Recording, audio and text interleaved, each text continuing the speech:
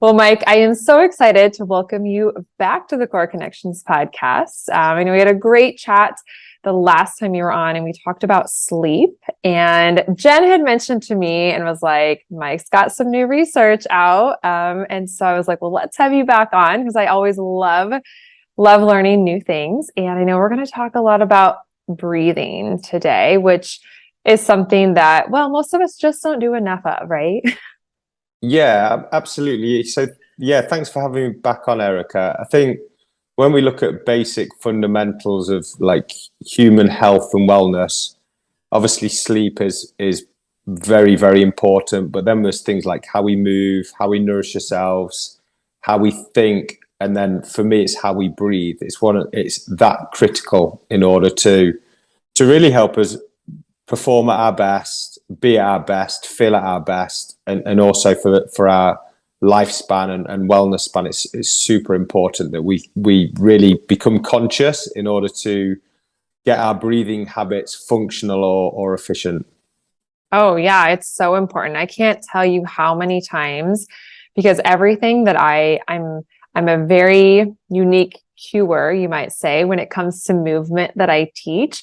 And so much of it is how you're breathing with the movement. And I cannot tell you like almost everyone in the very beginning, unless they're an athlete, and even athletes. I had a conversation with someone last night who is an athlete, and she was even like, your breath is the breath that you teach is backwards, right? It's interesting. And again, I'm always like, well, there's different breathing techniques for different things too.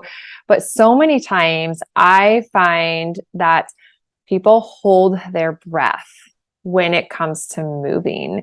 I feel like that would be a good place to start. Like, can you maybe speak to that a little bit? Like what's going on and kind of getting into, obviously we know breathing is important with movement, but I feel like you're going to be able to take it a little deeper than that. Yeah, absolutely. So you're right that there are many, many different types or formats of breathing, and people can gravitate towards one or another. I think the important thing for all of us is that we have a very strong foundation of what we would class as functional breathing. And when it comes to functional breathing, it's the use of the nose more often than the use of the mouth. It's an inhale through the nose, an exhale through the nose, and then this natural pause upon the exhale. And we should really be breathing like that at rest, during sleep, and during low intensity activities. That is a normal way to breathe. And you spoke there about these breath holds, or in our world we call them apneas. So an apnea is just a holding of the breath, and an apnea can occur during somebody's sleep, which is really detrimental to your sleep and your health and wellness. It can occur when you're on an email, or it can occur when people are exercising, because what happens is we sort of fall back on our subconscious way of breathing. And if that subconscious way of breathing is dysfunctional, then we get into a breathing pattern that is dysfunctional and doesn't have an inhale, doesn't have an exhale, and doesn't have a natural pause. It can either become inhale, exhale, it can become a little bit fast, it can become too much in the upper part, or to your point, people start holding their breath. And then what happens when we hold our breath, and why is that important? So in the breathing world, and when we're training breathing, we do sometimes focus consciously on breath holds. And sometimes we would focus more on the exhale to hold the breath, not on the inhale. And the purpose why we are holding our breath is to, one, train that pause after an exhale to make sure somebody retrains that, but also to train their sensitivity to carbon dioxide. As you hold your breath on an exhale, carbon dioxide starts to increase and rise in the blood. Once you reach your personal tolerance or threshold, the brain will trigger that it needs to breathe and take an inhale and breathe in oxygen. So your need to breathe is the buildup of CO2, not the need for oxygen, which sometimes can really flip people's brains out a little bit. Yes, it can. So when you are holding your breath, obviously carbon dioxide is building up, building up, building up. And then you're going into a bit of a panic state where you need to breathe, and then you breathe. So you're almost creating like this mini stressor that you shouldn't be having to deal with. And we know that a stress, especially through breathing, flips the switch and triggers that sympathetic pathway, that fight or flight response. So then all of a sudden, like you're working out or you're at rest or you're sleeping and your body's trying to deal with these apneas or these breath holds, what's creating stress. So that's why we don't want these apneas or these breath holds that are not conscious, if that makes sense. Yeah. We want to try and avoid that because it's leading us towards dysfunctional breathing patterns. Yeah. And it makes sense because if you catch yourself, if you even like think about holding it a little bit, you like start to feel your like stress or that internal feeling go up.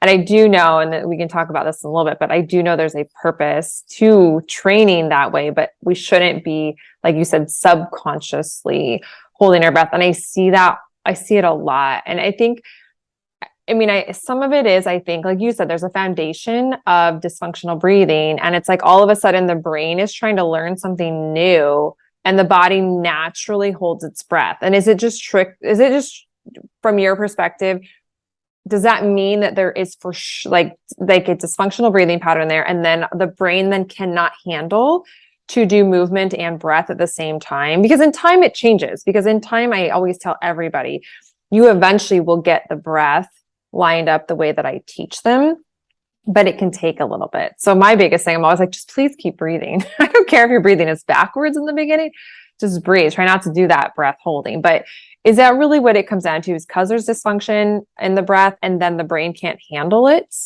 Like it's in the beginning. Yeah, you've basically re-educated yourself to breathe in a certain way.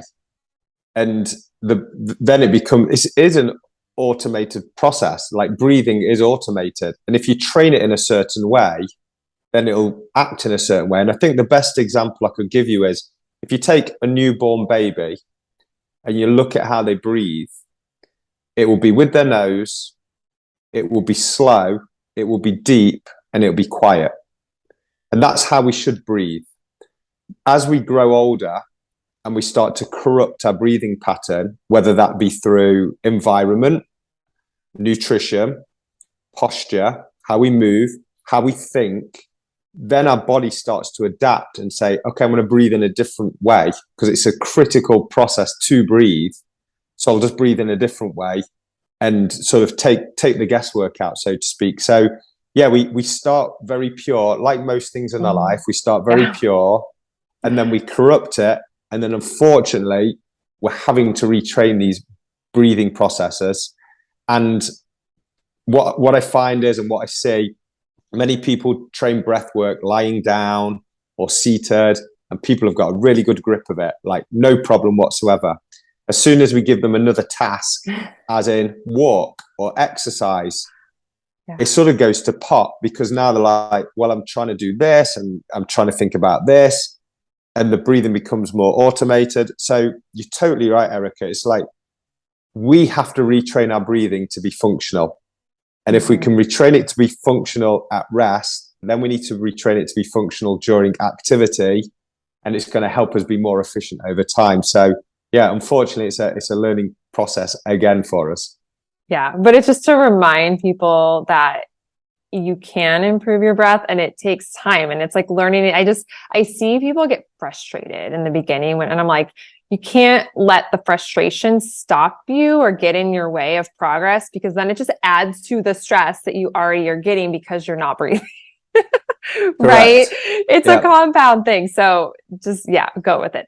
Okay. You said several things that I want to hit on about how, well, our lifestyle habits can affect our breath. And I'm not sure that we think about that, right? Like the foods that we're eating, the movement that we're doing. I mean, obviously I talk about posture all the time and that is so huge for breath, but let's talk about that. Cause I think that's so important to connect those dots because we don't think about it so much because our breath, like you said, is so automated that we think of breath if we're doing like a breath practice, but that's kind of about it, right? Or like, oh, time to slow down, take a deep breath. We do that like maybe a couple times a day. And then what's happening in the rest of our day?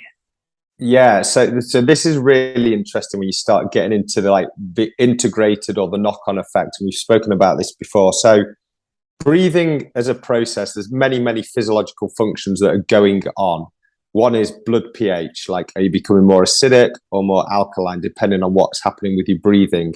And we know that our body is always trying to find this equilibrium, like it's this homeostasis or homeostatic or this allostatic load where we're placing load on and our body's trying to basically cope. So if you think about nutrition, if you eat many processed foods that might be quite acidic in nature, it's going to change your breathing, and it might start changing you to more like a hyperventilation because you're trying to alkalize yourself. And a very fast way to alkalize yourself is to breathe out with your mouth and be like more mouth breathing. So we go into off gas CO2 and alkalize the blood. That's great, but that's going to have another knock-on effect, which is as soon as you start breathing like that, like a hyperventilation or with the mouth, it's going to lower CO2. Not as much oxygen is going to get to cells or muscles or tissue or to your brain. And it's also going to trigger that sympathetic response. So what we eat really does influence how we breathe.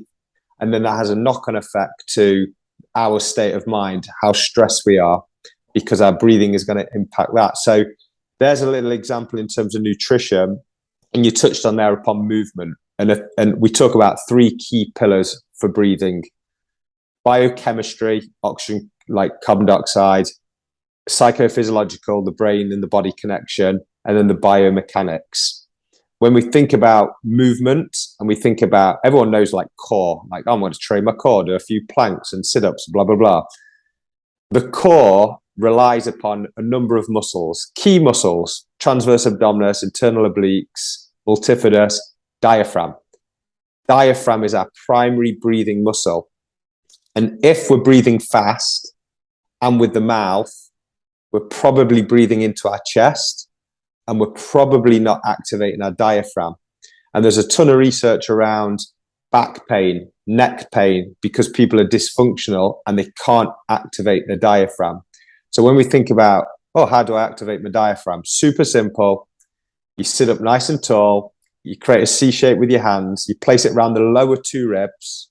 You take a slow inhale through the nose, and you should feel a three-dimensional expansion, because the diaphragm is three-dimensional in nature. It's not just the belly popping forward. Yeah. It's the ribs moving out and coming back in. So that's the biomechanical component, so to speak. And if you want a nice, strong core, you need to breathe properly. Many people train breath work lying down or seated, and people have got a really good grip of it, like no problem whatsoever. As soon as we give them another task, as in walk or exercise, it sort of goes to pot, because now they're like, well, I'm trying to do this and I'm trying to think about this, and the breathing becomes more automated. So you're totally right, Erica. It's like we have to retrain our breathing to be functional. And if we can retrain it to be functional at rest, then we need to retrain it to be functional during activity, and it's going to help us be more efficient over time. So oh, okay. I gotta add a little something to here. So my ladies listening that have been in core rehab or are doing core rehab, like this is so important. I teach this like crazy, and it is blows my mind that like, again, like I think of like kids. I have 3 kids, right? So I'm always, and you have kiddos, right, too. So it's like, I feel like when you have kids and you are in this world of movement and breath, like you see that, like you said, how they start out, but then as they get a little bit older, they're starting to do sports, and you start to see, you know, different things in them. And I'm like, ooh, the breathing, like I have really been big with my kids since they were little about breathing deep down into their back so they don't lose that deep breathing, because I see with adults that most of them, unless they've been really conscious and aware, and someone has actually told them, or they're a movement professional as well, to breathe down and out into their rib cage and into their back, like people are like, wait, what? Like how they, it's so foreign. And it's something that when you figure out how to breathe that way, it unlocks so much tension in your body. And I'm just going to do another chime in, because like the pelvic floor, right? I do a lot of talking around the pelvic floor. Well, in order to optimally activate our pelvic floor, breath breath is a necessity. We cannot, and I think that's why we are also seeing so much pelvic floor dysfunction, is because we don't know how to properly breathe with the core. And I am always on my students and my clients, like, it's breath. It really, like, we cannot get the pelvic floor to fire effectively. We can get it to fire dysfunctionally very well without breath, but you cannot get it to fire effectively and optimally without breath. So anyway, I just wanted to add that on because I think that is just like, this is so important. And you hit the nail on the head. The diaphragm moves down when you inhale, and the pelvic floor works with it.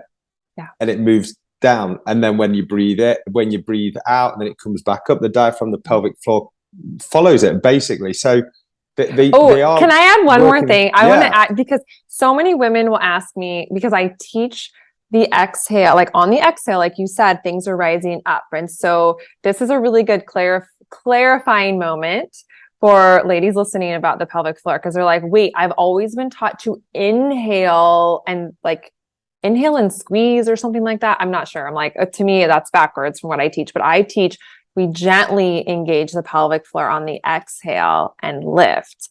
And there's why, because otherwise we are like fighting against it. If we're trying to engage, lift, and inhale, it's like, it's backwards in my world, but it's so interesting to me how when people have been taught that way, the correct way actually feels very unfamiliar with them. And I just have to be like, you just have to be with it. You just have to practice it. It will come. And when it comes, you will feel your pelvic floor in a whole new way. Anyway, I get really excited and geek out about it.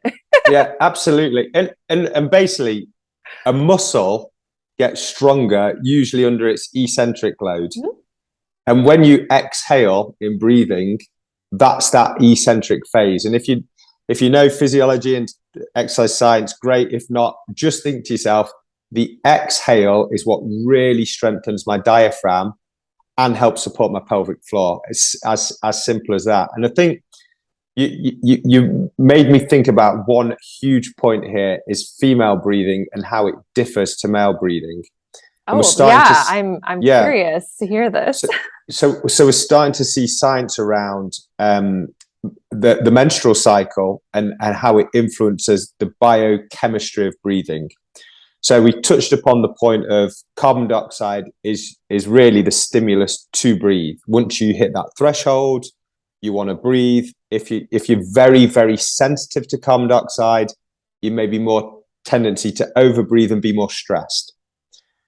When a female reaches a luteal phase, she becomes more sensitive to carbon dioxide. So your clients or your listeners might start to recognize, when I'm in that phase, do I tend to breathe a little bit more? Do I overbreathe? Do I feel a little bit more stressed? And it's basically that you're being triggered through your sensitivity of CO2 to force you to overbreathe a little bit. That's interesting. So is it a hormone response that causes that? Yes, it's the increase of progesterone. Once progesterone is at its peak and its highest, that's when you're sort of at your most sensitive to carbon dioxide. That's interesting. So then, in theory, when women hit menopause, they should be better breathers. Yeah. I don't know. And that's a whole other science as well, because other stuff's going on at that point. Yeah. And there's some really good people who specialize in female breathing around premenopause, menopause, menstrual cycle. And it's a whole science in itself when it comes to female breathing as well. So that's interesting. Okay, so if we were to just bring awareness to that and start to recognize that, okay, I'm feeling that I'm breathing a little bit faster than, during that phase than not, can we work on like consciously improving that just through an awareness piece when we recognize, oh, I'm wanting to take a breath a little sooner. I don't really need to. This is kind of maybe ties into what we kind of initially started talking about, where there is a time and a place to practice, like building up that CO2 threshold, I guess. Correct? Yeah. Is that right? Yeah. And it all comes down to the more you work on this in terms of a functional breathing pattern, the better you will be during exercise, during high intensity exercise, during that phase of your menstrual cycle. It's just trying to mitigate the effects of what's happening in order that it doesn't have a massive impact on you. And that's all it is. And somebody once said that the menstrual cycle is an area of opportunity. Like, things are going on where sometimes you're in more anabolic or catabolic states. And it's just understanding, okay, if I am going to be more sensitive to carbon dioxide and probably have a more tendency to breathe faster and heavier, what type of work should I be doing? And then it might make you think, well, it's probably not great to be doing like high intensity interval training, because that's going to trigger me into more like that hyperventilation type breathing anyway. So maybe I focus more on aerobic or foundational strength training. Like, so it's trying to figure out how to complement your body in its natural way of like what it's trying to do. Yeah, that makes so much sense. And that makes me think about conversations we've had on like working out with your cycle, right? There's certain times of your cycle, like more intense workout versus not. And so that makes perfect sense, actually. Yeah, it's and again, emerging science. Like, I've worked with quite a few female athletes, and it's trying to understand how to apply it. And there's some really good people that do understand it, but the application is sometimes a little bit harder than the theory. Yeah. Well, and this is where I'm always like telling everyone, like, it's really important to listen to your body and work with your body. And I think that is such a key piece whether we're working on just overall wellness, or you are more of an athlete, or even if you're not like a professional athlete, but you're someone who likes to go for long runs or compete in, whatever it is, right? You look at yourself as an athlete.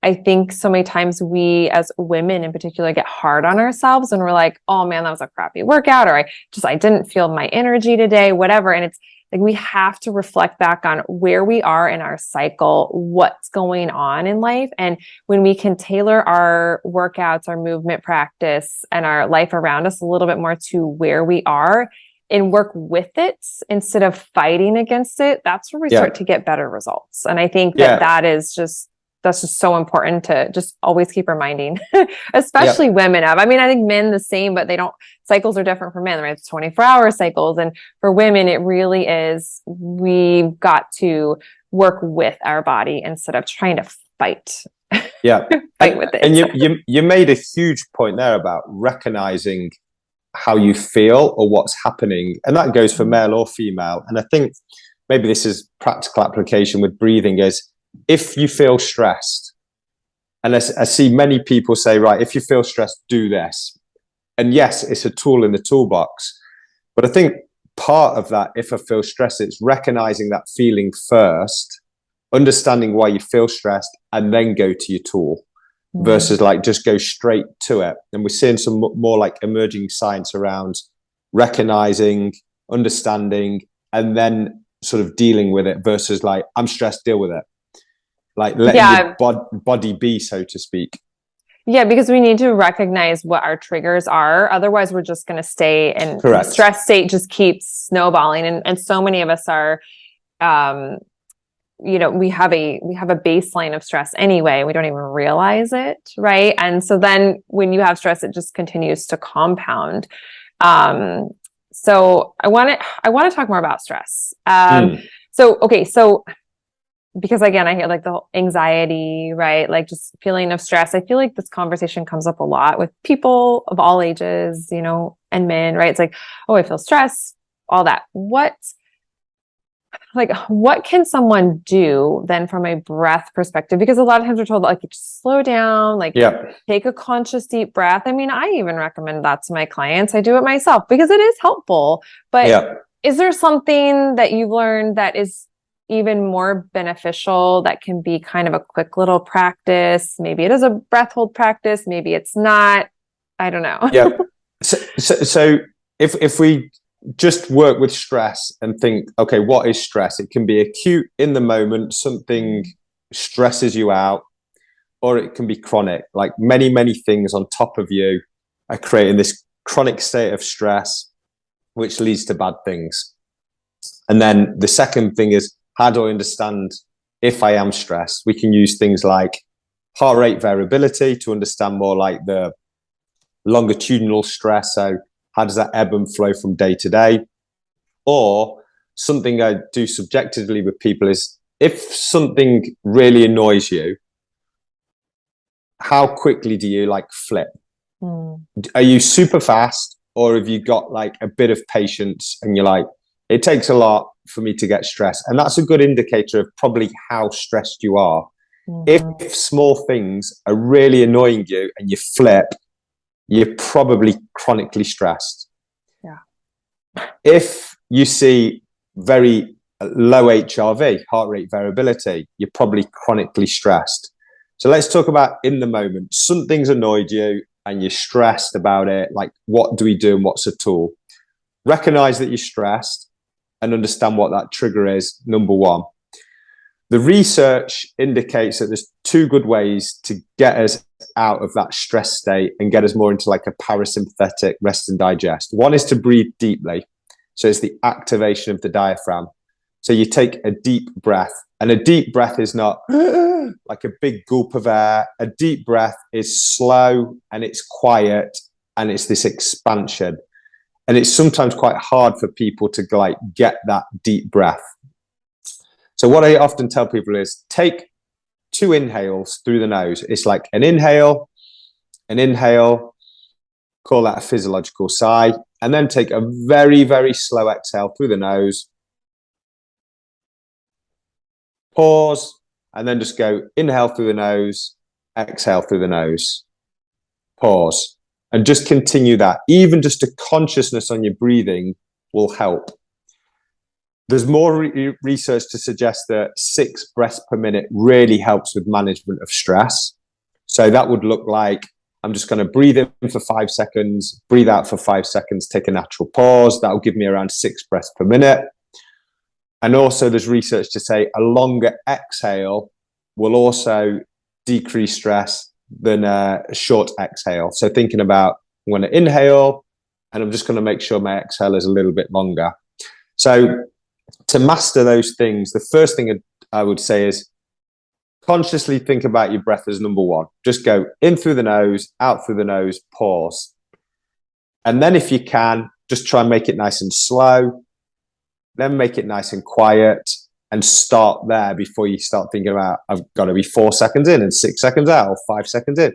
Like, it can overwhelm people. It's just recognize the stress, recognize the trigger, sit with it, and then just breathe and focus on your breathing. Inhale, nose, exhale, nose, natural pause. Simple as that, as a tool in the toolbox.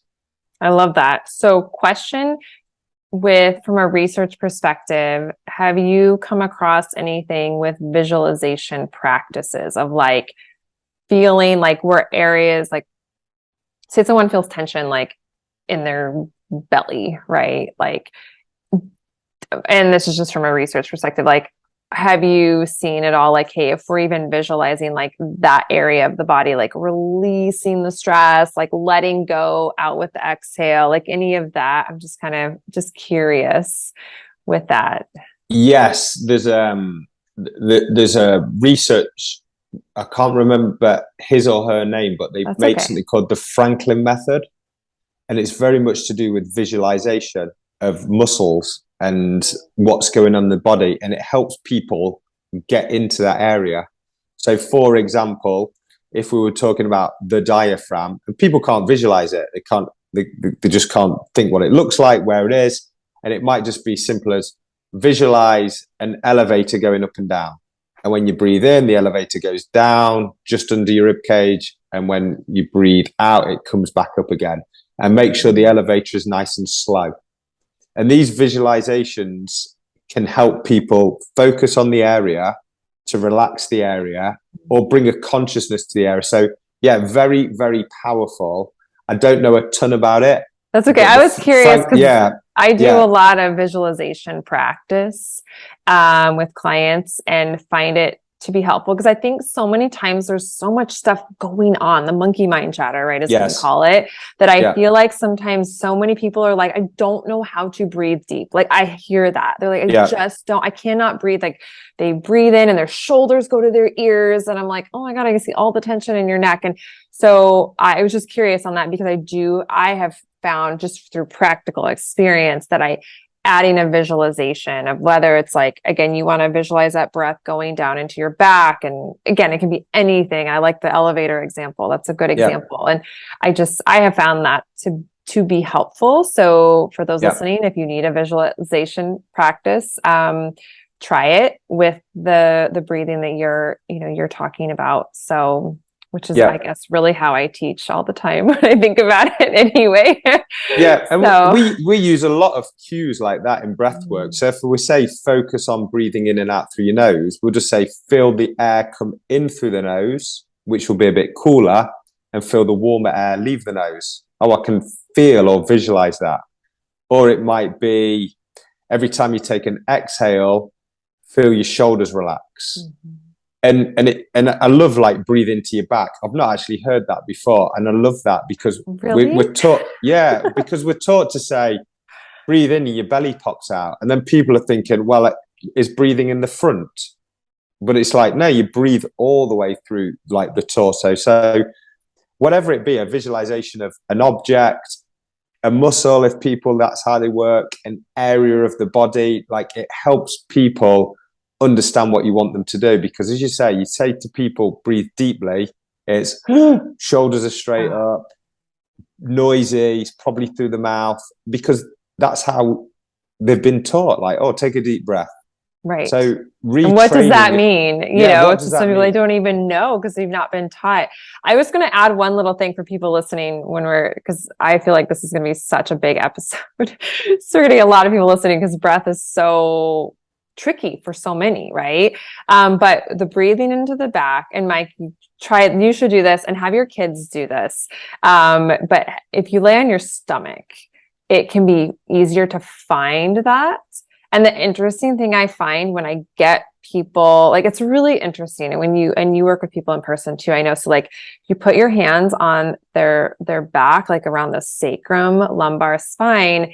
And so many people in the beginning cannot get their breath there. But once they can figure it out, so much of their back, just like the tension just melts away. And their SI joint, like it's amazing. It's amazing. And it's crazy because I've talked to people too that have done like Wim Hof breathing and all sorts of like crazy out there. And I bring up the whole breathing into their back and they're like, oh my gosh. And then they like start to do it. It's just it's a deeper layer is I think all it is, right? It's just we're getting into a deeper layer.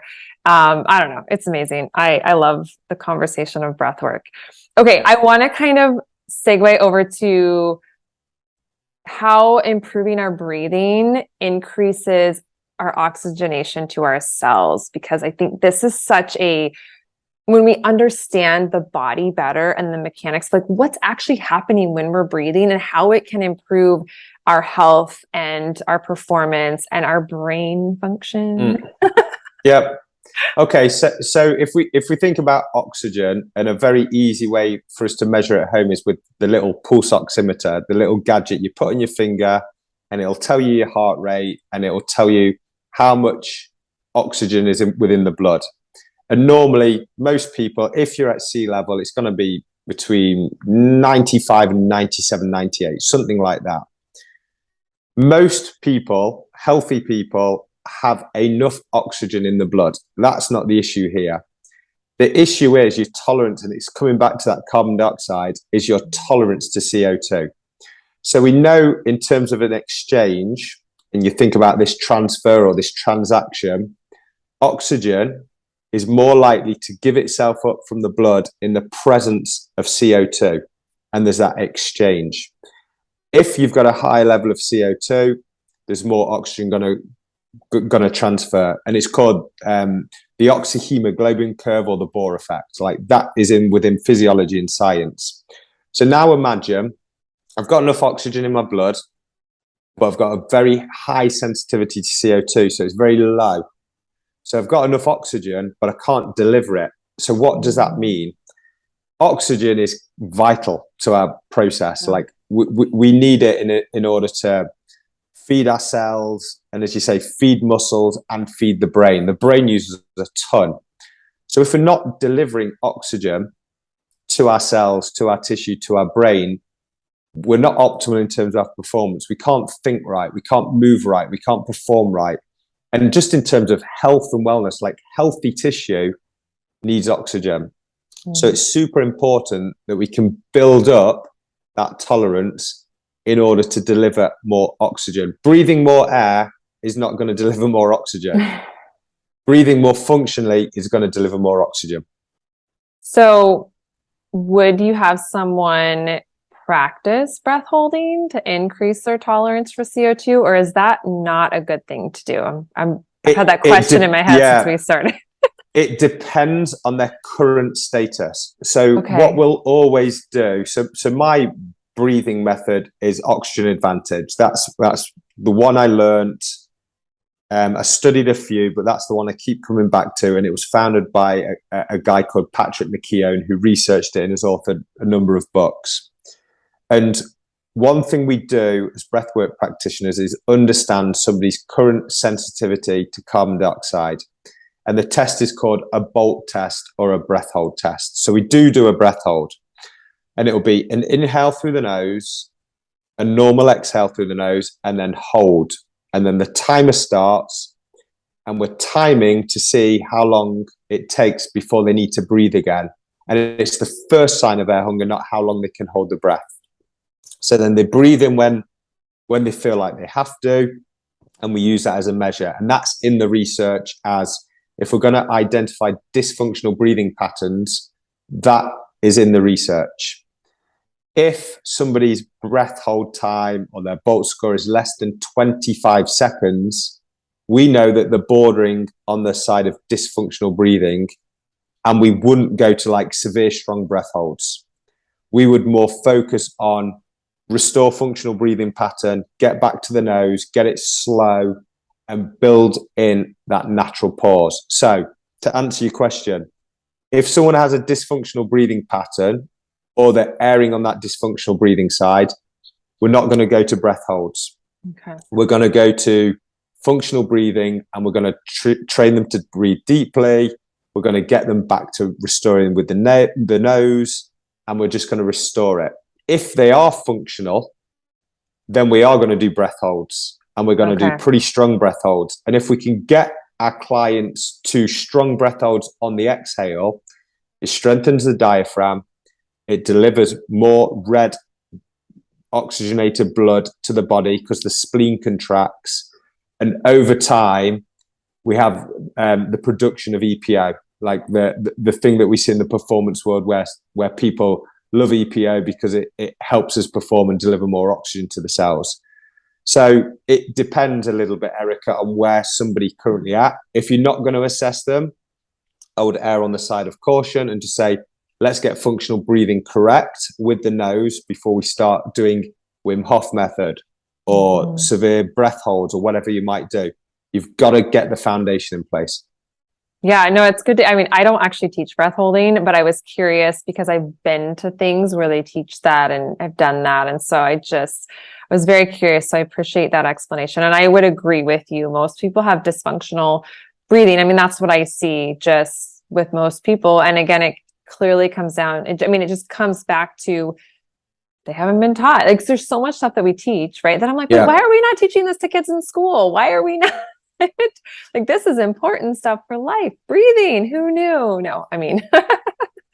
Yeah, and the school things like tough. We spoke about corruption, and we see a corruption of movement and a corruption of breathing when we start making our kids sit down a lot. Oh, yeah. And also the amount of junk food and processed food, and we see what our kids get fed at schools as well, and they do their best, and it's the only food some families can get, and we understand that. But these things are triggering dysfunctional breathing patterns, movement patterns, but like poor behavior because our kids can't concentrate and focus. And we talk about breathing, focus, attention, and concentration. If you can't quiet your mind and if you can't breathe in a functional manner, you are never going to be able to focus and concentrate as a child or an adult. Like, it's not going to happen, because you will not be able to put your focus on one thing for that amount of time, because a dysfunctional breathing pattern is triggering that sympathetic and that super busy mind.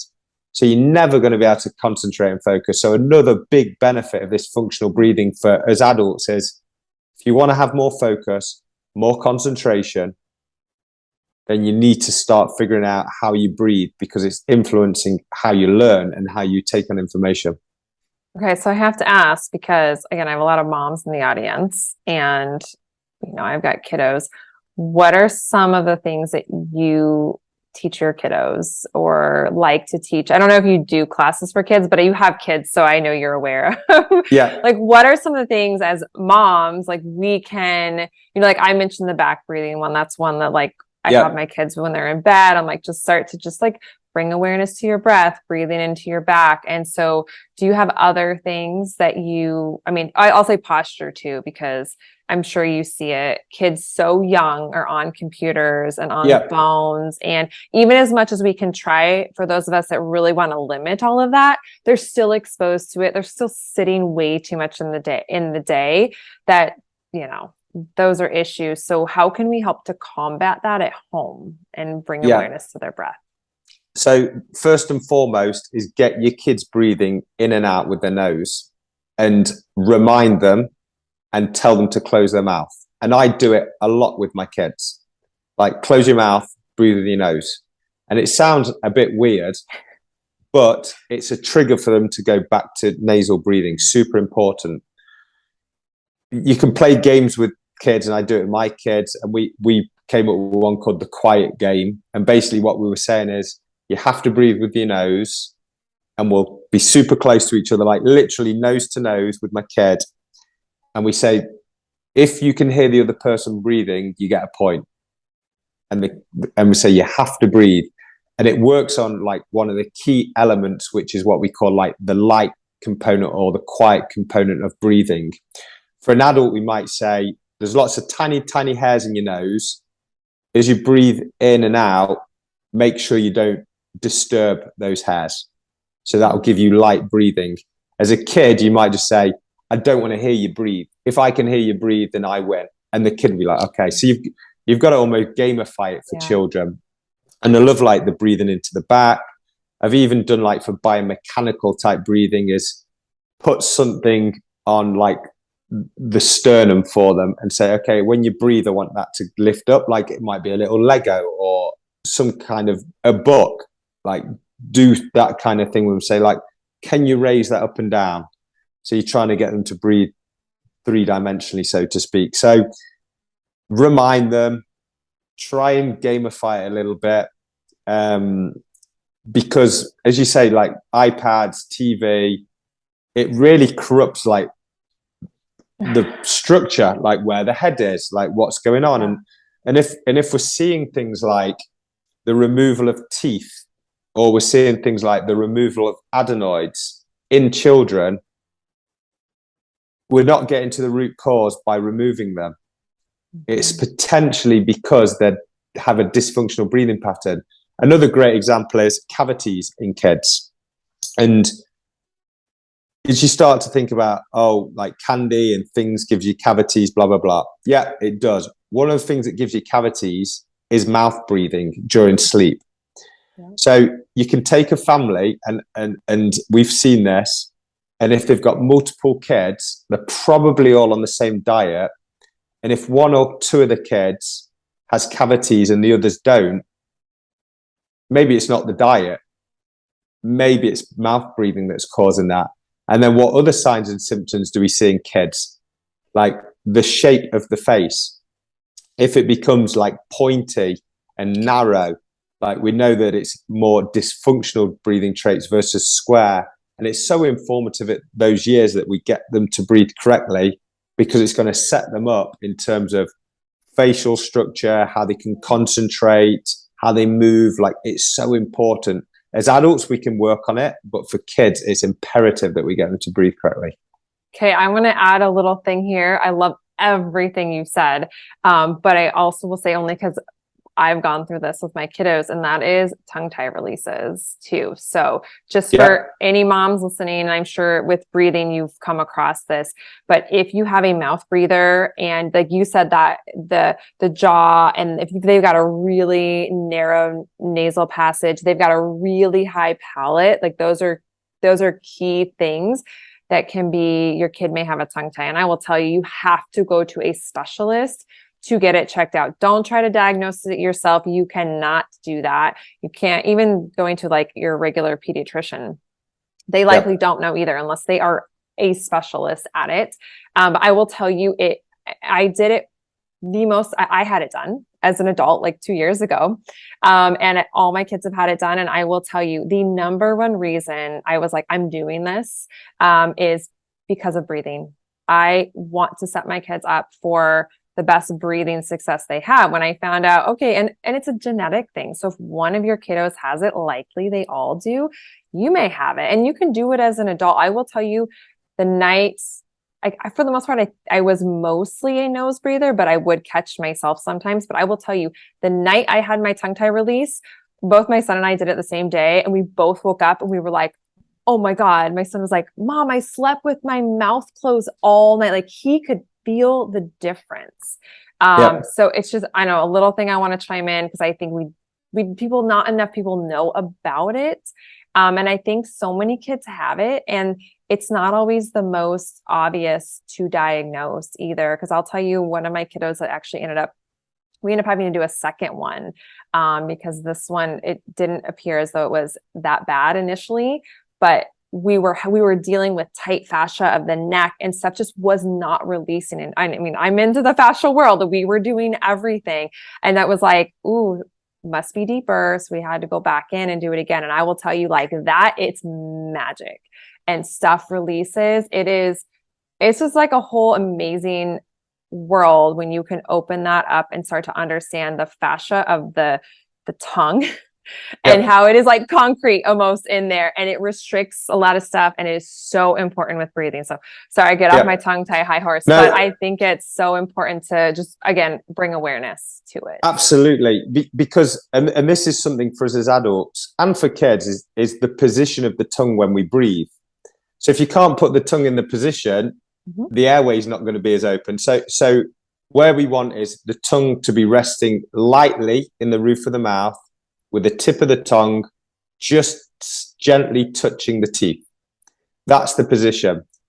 If you've got an issue, like a mechanical issue, like a tongue tie, it's going to be super hard for you to get in that position. So it's going to make sure, it's going to mean that the airway is compromised. And we actually did some of that with athletes. And we were looking at how to get them breathing more efficiently. And we were doing the sublingual, is it called phronectomy? I'm not sure what the word is. Yeah, but we were doing that with the athletes in order to position the tongue. It's crucial, absolutely crucial. So yeah, you're 100% right. And yeah, go and see a specialist in order to figure that one out, especially for the kids. I just think it's amazing how, again, I always come back, like everything in the body is so integrated, and I just see, I mean, I don't know that I can diagnose a tongue tie by looking at it, but I can almost spot them by other things that are going on in the body. And again, kids that are mouth breathers, because naturally, like you said, especially when we're born, like naturally the tongue should go where it needs to go. And if you're noticing with kids, then who should have naturally good breathing patterns, that could be a really good indicator. Okay, I wanted to ask you on this whole conversation of like mouth versus nose breathing. What is your thoughts on people taping their mouth shut? I am a mouth taper. I'll put my hand Are you? up in a minute. Okay. Yeah. So for sleep, I'll definitely mouth tape. I'm 41, and within the research, I think it's 6 or 7 times more likely when you get 40 years plus to spend 50% of the night breathing with your mouth. Okay. I can find that I will mouth breathe, even though I'm fairly functional. And that could be a stress of the day, either physically, psychologically. because that's going to trigger, and how you breathe in the day impacts how you breathe at night. So mouth taping, yes, for sleep, I would say is a really, really powerful tool. It can freak people out a bit. So I always say on board in the daytime, like when you're going to do a breathing session in the day or work at your computer or sit and watch TV in the evening, mouth tape, just to get comfortable with it, to say, okay, I'm comfortable with the mouth taping. Don't duct tape your mouth. I've seen people like go in the garage and get some duct tape and then they wake up and they've got no lips left. Like, there are specialized tapes where they're slightly perforated, so it's not as freaky, or you can use like 3M micropore tape. So for sleep, yes. And actually, for some of the people, I actually ask them to mouth tape during exercise now as well. I say if it's going to be low intensity, then mouth tape, because it's going to literally take out one decision that you don't have to think about. And some people will do it like more or less if they're doing it like at home workouts on the bike or on the treadmill at home. People don't really enjoy running around the streets or being in a gym with a mouth tape. But a little tip for that is if you take a swig of water and leave it in your mouth, that'll ensure that you nose breathe, and just leave the water in your mouth. And that way you sort of still doing the same thing. So my answer is, yeah, I like it, Erica. I think it's a powerful tool, and it just ensures that we do breathe nasally. Okay. I was curious on that because I have heard about it for a long time. And I personally have been like, I don't know. It kind of like freaks me out a little bit. But I would say if you're going to do it, work on your, okay. So I want to recap, like work on your foundational breathing patterns first. Then if it's something that interests you more, try the taping during the day, because otherwise I feel like it can set your nervous system off, right? And like kind of freak you out. And then you work your way in and use the special tape, because that's, I think, the biggest thing, right? Like you want the special tape that if you like are going to open, you really need to, you're going to open your mouth, right? And don't mouth tape kids. That will be the other addition. Don't mouth tape your kid. They sleep deeper. And if you mouth tape them, and the nose is blocked, they could have a problem. So just don't mouth tape kids. Very good warning. Thank you for saying that. Yes, don't tape the kid's mouth. Just do it for yourself if you want to do it, but even then work yourself into it, I think. Correct. Is key. So yeah. Oh my gosh, so much good stuff.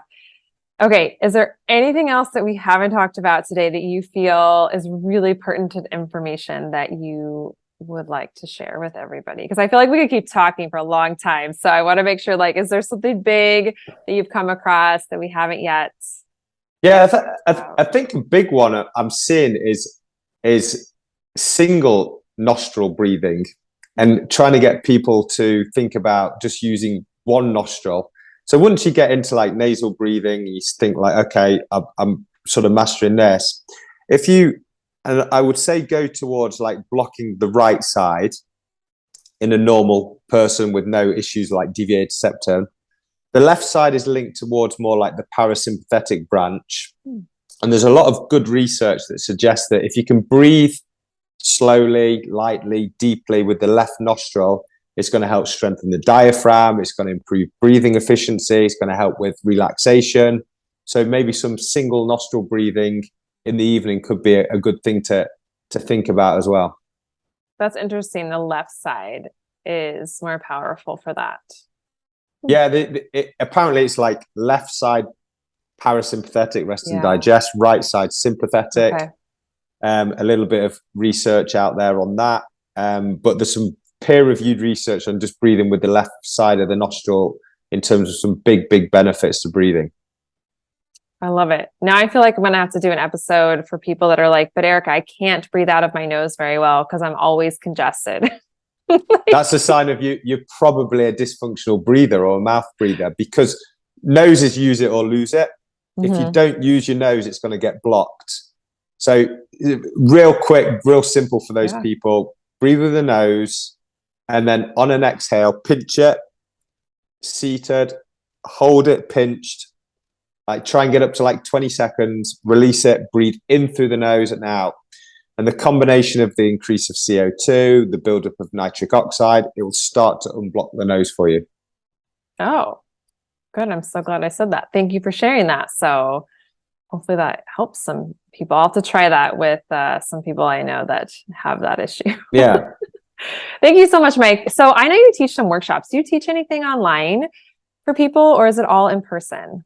I do teach online. Okay. I've got a workshop coming up in person in Oregon in December, which is more for stress and breathing. So that one will be in person. There'll be some online things coming up. I'm sort of desperate to get a bit more human connection. I'm So with you. yeah, Absolutely. Yeah.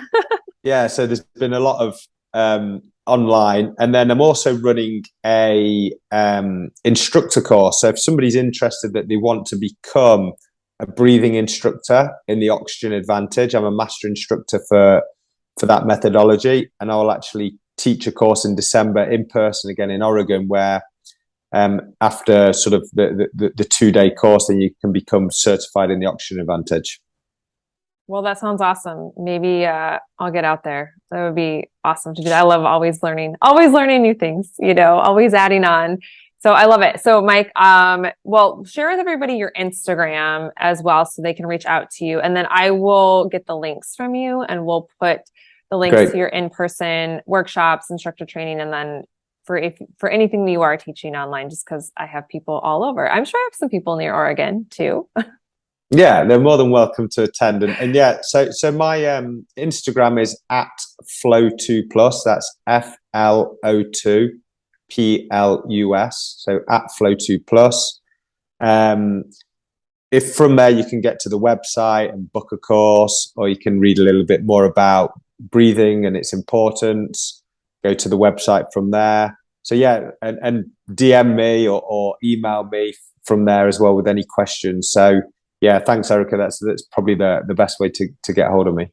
Okay, awesome. Well, Mike, thank you. This was so great. I hope it gets everybody thinking about how they're breathing, how to improve their breathing, because, well, it's very important. Thank you, Erica. Thanks for having me on. It's great to be on again.